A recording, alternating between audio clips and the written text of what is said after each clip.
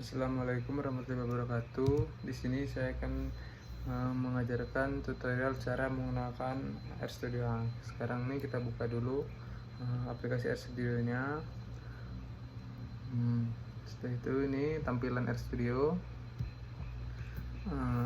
Sebelum untuk menyimpan hasil kerja kita pilih Creator Project, New Directory, kemudian New Project, dan kita tulis nama folder yang kita menyimpan hasil kerja kita. Di RStudio itu regresi. Ini nama folder yang saya gunakan, yaitu regresi linear berganda. Terus untuk menentukan di mana folder ini kita taruh, kita buka, kita open, kita klik project, kita tunggu loading. Nah, setelah itu kita bisa lihat hasil kerja kita akan disimpan di folder regresi linear berganda. Selanjutnya kita masukkan data yang akan kita olah, yaitu kita melakukan import dataset from Excel. Karena sebelumnya data disimpan di Excel, kita klik browse untuk kita cari data yang digunakan, yaitu kita buka data produksi, open, kita tunggu loading. Setelah itu kita import, kemudian ini datanya muncul.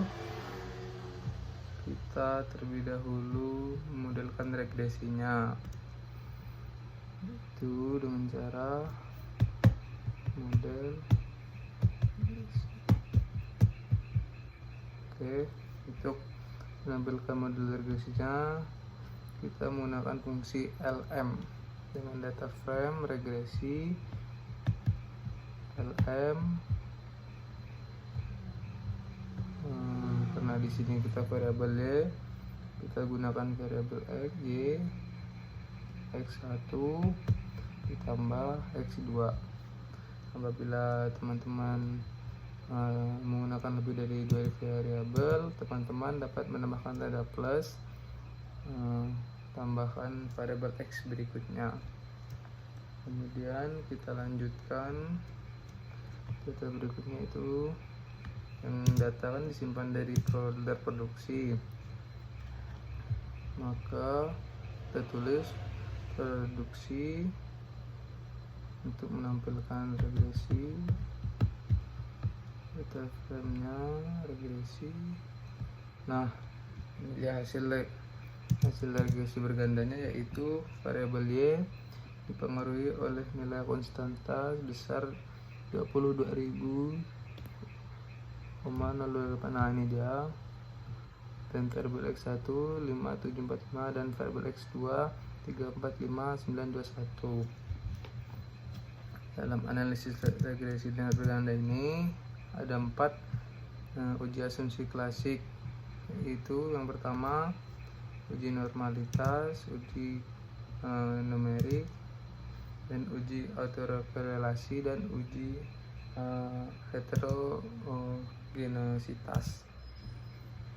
Nah, kali ini kita melakukan uji normalitas. Di uji normalitas nih kita melihat kita menggunakan sintak KS. Kita masukkan data frame yang kita isi, yaitu regresi, residuals, lalu LCDF. Untuk memudahkan langsung kita copy saja bagian ini, kemudian kita paste di sini, maka di sini akan tampil Mograj itu setnya. Setelah itu apabila nilai preview lebih besar dari 0,5, maka uji normalitas lebih tinggi. Bisa kita lihat dari analisis regresi data produksi, kita mendapatkan nilai p-value-nya yaitu sebesar 1. Maka dapat disimpulkan bahwa untuk data produksi uji normalitasnya yaitu sudah terpenuhi. Selanjutnya kita lanjutkan asumsi klasik uji multikornelalitas. Kita akan menggunakan uji kornelalitas yaitu dengan uji multikornelalitas. Kita melihat sebelumnya kita harus menginstal package dulu ya teman-teman. Kita pilih tools, kita install package. Sebentar, lanjut kita ketik package yang akan kita install, olsrr. Kita install, kita tunggu package-nya di download.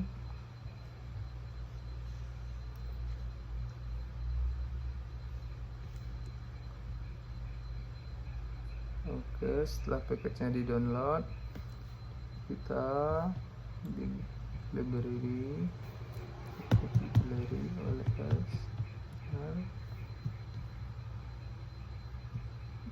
terus package-nya sudah bisa digunakan ya teman-teman. ls text, kemudian kita panggil data frame-nya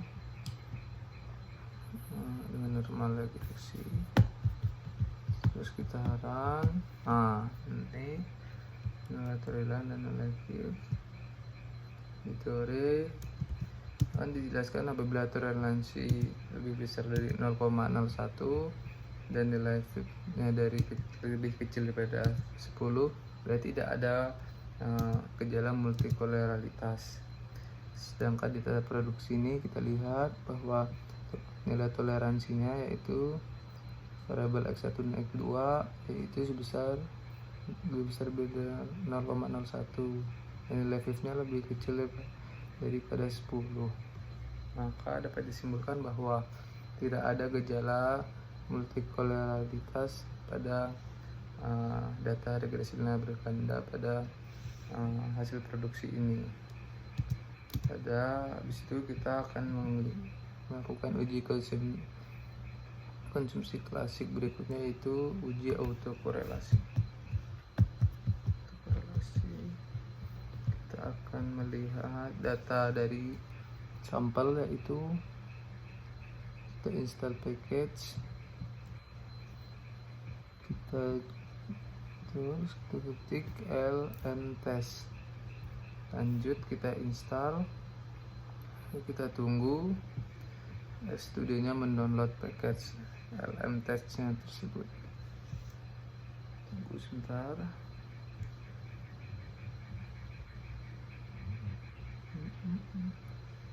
Oke, package nya sudah di download, kita panggil dulu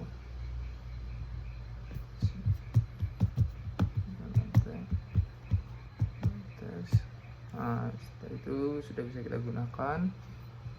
Kita ketik test regresi. Oke, nah maka akan muncul wastannya, yaitu kita lihat apabila nilai p-value nilainya lebih besar dari 0,05 maka tidak terjadi autokorelasi. Kita lihat nilai p-value nya yaitu dari data p-value nya yaitu 0,1946, jadi lebih besar daripada 0,05. Dapat disimpulkan bahwa total produksi lebih besar.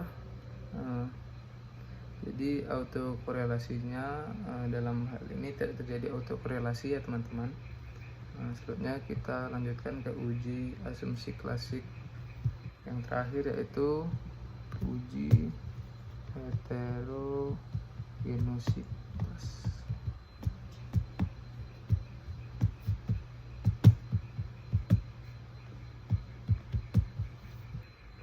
Nah, di uji ini kita menggunakan sintak tes dan regresi. Kita menggunakan DP test karena kita lakukan regresi heterogenesitas, karena kita bisa melihat bagainya. Kita pencet run. Nah, kita lihat nilai per value-nya. Jika lebih besar dari 0,05 maka tidak terjadi heterogenesitas.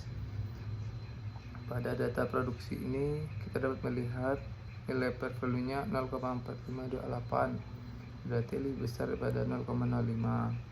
Maka dapat disimpulkan bahwa tidak terjadi heterogenesitas. Untuk data produksi, Bapak uji asumsi klasik uji linear berganda sudah terpenuhi, karena analisis ini bisa kita lanjut dengan hasil regresi linearnya. Kita buka sintaks summary, kita tambah data frame. Selanjutnya kita mencet regresi, kita pencet run. Maka di sini kita lihat kesimpulannya dari model sebelumnya. Di residualnya kita lihat minnya, nilai medianya kita lihat ini. Setelah itu kita juga melihat nilai signifikannya, yaitu nilai signifikannya X1, yaitu X1 dan X2. Di teori telah dijelaskan apabila nilai lebih kecil daripada 0,05 maka itu berarti variabel X berpengaruh terhadap variabel Y. Di sini kita lihat bahwa hanya ada satu variabel yang berpengaruh terhadap variabel Y, yaitu variabel X1, karena variabel X2 lebih memiliki nilai signifikan, yaitu lebih besar daripada 0,05. Berarti variabel X2 tidak berpengaruh signifikan terhadap variabel XY. Pengaruh variabel Y dan variabel X dapat dijelaskan pada nilai R-square-nya, di mana nilai R-square-nya ini variabel independen ini lebih signifikan berpengaruh daripada variabel dependen sebesar 98,45%, dan sisanya yaitu dipengaruhi oleh variabel lain. Selanjutnya dapat kita lihat dari nilai per value-nya. Dari teori dijelaskan apabila nilai per value lebih kecil daripada 0,05 maka dapat disimpulkan bahwa nilai itu lebih berpengaruh terhadap variabel Y. Maka dapat dijelaskan bahwa secara simultan variabel X lebih berpengaruh daripada variabel Y. Dapat didapatkan model regresinya, yaitu di sini kita dapat melihat dipengaruhi nilai per value-nya 0,4528, berarti lebih besar daripada 0,05. Maka dapat disimpulkan bahwa tidak terjadi heterogenesitas. Untuk data produksi, Bapak uji asumsi klasik uji linear berganda sudah terpenuhi, karena analisis ini bisa kita lanjut dengan hasil regresi linearnya. Kita buka sintaks summary, kita tambah data frame. Selanjutnya kita mencet regresi, kita pencet run. Maka di sini kita lihat kesimpulannya Jadi model sebelumnya di residualnya kita lihat minnya, nilai medianya kita lihat ini. Setelah itu kita juga melihat nilai signifikannya, yaitu nilai signifikannya X1, yaitu X1 dan X2. Di teori telah dijelaskan apabila nilai lebih kecil daripada 0,05, maka itu berarti variabel X berpengaruh terhadap variabel Y. Di sini kita lihat bahwa hanya ada satu variabel yang berpengaruh terhadap variabel Y, yaitu variabel X1, karena variabel X2 lebih memiliki nilai signifikan, yaitu lebih besar daripada 0,05. Berarti variabel X2 tidak berpengaruh signifikan terhadap variabel XY. Pengaruh variabel Y dan variabel X dapat dijelaskan pada nilai R-square-nya, di mana nilai R-square-nya ini, variabel independen ini lebih signifikan berpengaruh daripada variabel dependen sebesar 98,45%, dan sisanya yaitu dipengaruhi oleh variabel lain. Selanjutnya dapat kita lihat dari nilai per value-nya. Dari teori dijelaskan apabila nilai per value lebih kecil daripada 0,05, maka dapat disimpulkan bahwa nilai itu lebih berpengaruh terhadap variabel Y. Maka dapat dijelaskan bahwa secara simultan variabel X lebih berpengaruh daripada variabel Y. Dapat didapatkan model regresinya, yaitu Y dipengaruhi oleh nilai konstanta, yaitu sebesar 2,92, E plus 0,4, dan dipengaruhi oleh X1 sebesar 5,745E, dan juga dipengaruhi oleh variabel X2 sebesar 3,459E plus 02. Oke, sekian penjelasan dari saya. Jika ada salah-salah kata, saya mohon maaf. Wassalamualaikum warahmatullahi wabarakatuh. Yang saya gunakan yaitu regresi linear berganda. Terus, untuk menentukan di mana folder ini kita taruh, kita buka, kita open, kita tulis project, kita tunggu loading. Nah, setelah itu kita bisa lihat hasil kerja kita akan disimpan di folder regresi linear berganda.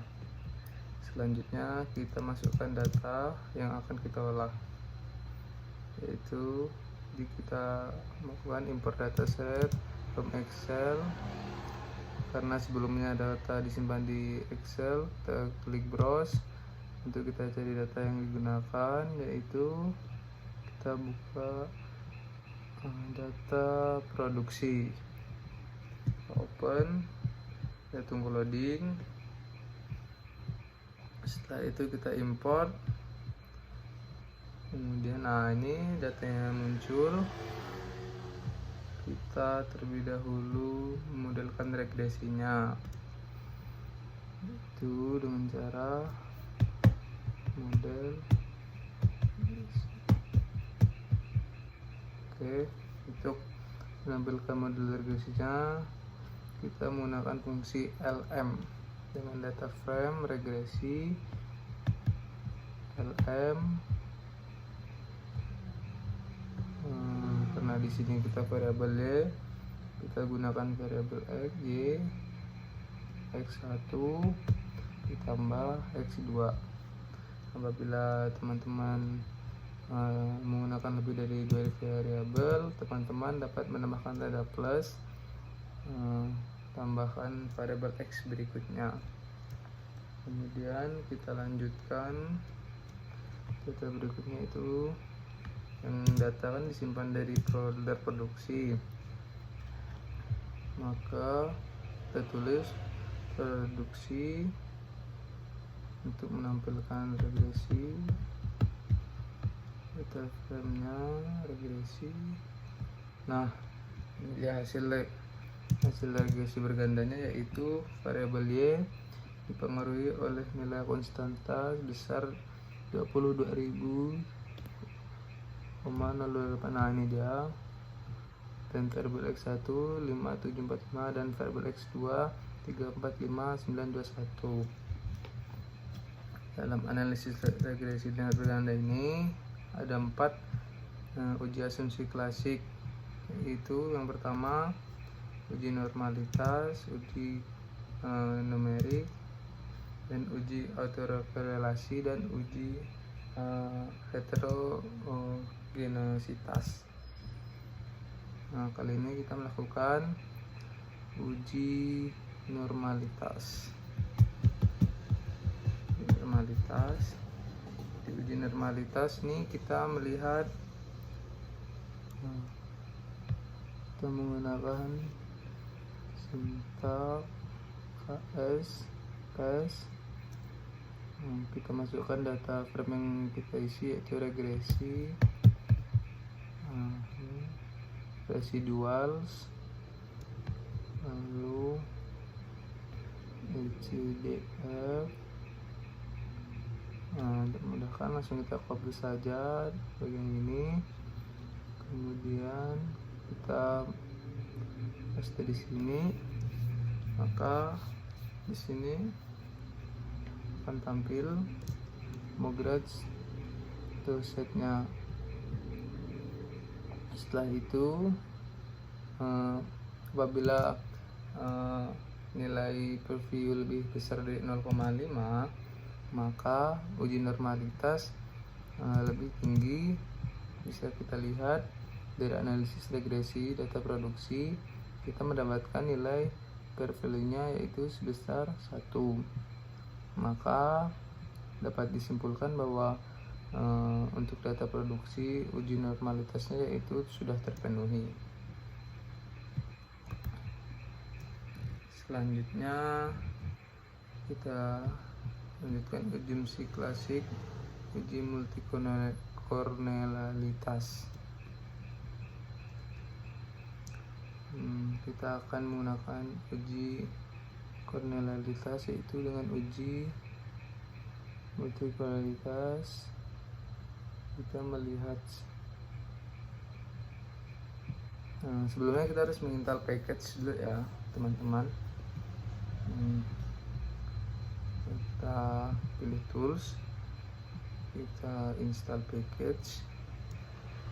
Sebentar, lanjut, kita ketik package yang akan kita install, OLSRR.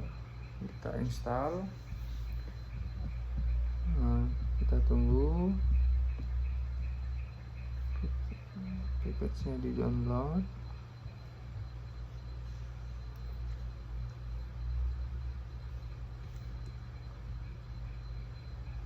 Oke, setelah package-nya di download, kita di library OLSR,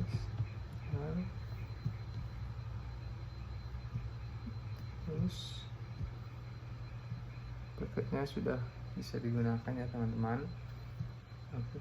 LS text, kemudian kita panggil data frame-nya dengan normal regresi, terus kita run.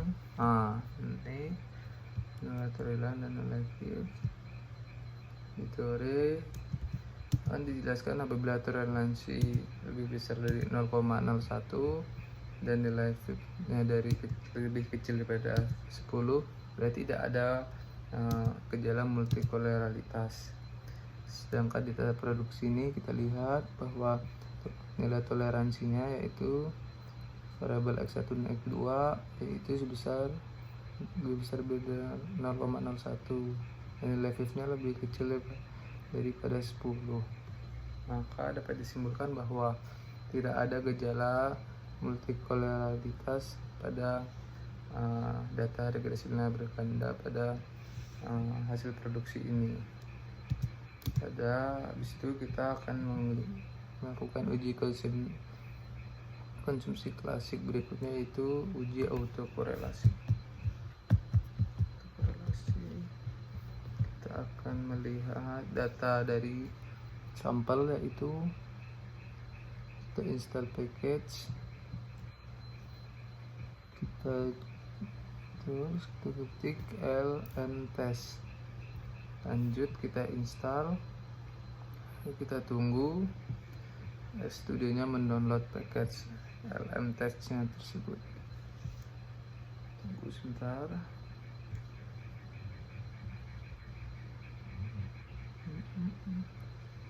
Oke, package-nya sudah di download. Kita panggil dulu.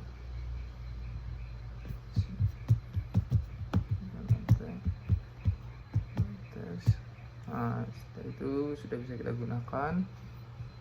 Kita ketik test regresi. Oke, nah maka akan muncul terbit muncul wastannya, yaitu kita lihat apabila nilai per value nilainya lebih besar dari 0,05 maka tidak terjadi autokorelasi. Kita lihat nilai per value nya yaitu dari data per value nya yaitu 0,1946, jadi lebih besar daripada 0,05. Dapat disimpulkan bahwa awal produksi lebih besar. Jadi autokorelasinya dalam hal ini tidak terjadi autokorelasi ya teman-teman. Selanjutnya kita lanjutkan ke uji asumsi klasik yang terakhir, yaitu uji heterogenositas.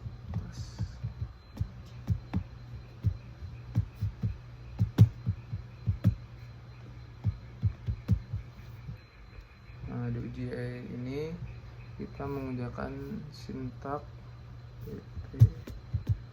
tes regresi. Kita menggunakan DP test karena kita lakukan regresi heterogenesitas, karena kita bisa melihat bagainya. Kita pencet run. Kita lihat nilai per value nya jika lebih besar dari 0,05 maka tidak terjadi heterogenesitas. Pada data produksi ini kita dapat melihat nilai per value nya 0,4528, berarti lebih besar daripada 0,05. Maka dapat disimpulkan bahwa tidak terjadi heterogenesitas. Untuk data produksi Bapak uji asumsi klasik uji linear berganda sudah terpenuhi, karena analisis ini bisa kita lanjut dengan hasil regresi linearnya. Kita buka sintaks summary, kita tambah data frame selanjutnya, kita mencet regresi, kita pencet run. Maka di sini kita lihat kesimpulannya dari model sebelumnya. Di residualnya kita lihat minnya, nilai medianya kita lihat ini. Setelah itu kita juga melihat nilai signifikannya, yaitu nilai signifikannya X1, yaitu X1 dan X2. Di teori telah dijelaskan apabila nilai lebih kecil daripada 0,05 maka itu berarti variabel X berpengaruh terhadap variabel Y. Di sini kita lihat bahwa hanya ada satu variabel yang berpengaruh terhadap variabel Y, yaitu variabel X1, karena variabel X2 lebih memiliki nilai signifikan, yaitu lebih besar daripada 0,05. berarti variabel X2 tidak berpengaruh signifikan terhadap variabel XY. Pengaruh variabel Y dan variabel X dapat dijelaskan pada nilai R2-nya, di mana nilai R2-nya ini variabel independen ini lebih signifikan berpengaruh daripada variabel dependen sebesar 98,45%, dan sisanya yaitu dipengaruhi oleh variabel lain. Selanjutnya dapat kita lihat dari nilai per value-nya. Dari teori dijelaskan apabila nilai per value lebih kecil daripada 0,05, maka dapat disimpulkan bahwa nilai itu lebih berpengaruh terhadap variabel Y. Maka dapat dijelaskan bahwa secara simultan variabel X lebih berpengaruh daripada variabel Y. Dapat didapatkan model regresinya, yaitu Y dipengaruhi oleh nilai konstanta yaitu sebesar 2,92, E plus 0,4, dan dipengaruhi oleh X1 sebesar 5,745E, dan juga dipengaruhi oleh variabel X2 sebesar 3,459 E plus 02. Oke, sekian penjelasan dari saya. Jika ada salah-salah kata, saya mohon maaf. Wassalamualaikum warahmatullahi wabarakatuh.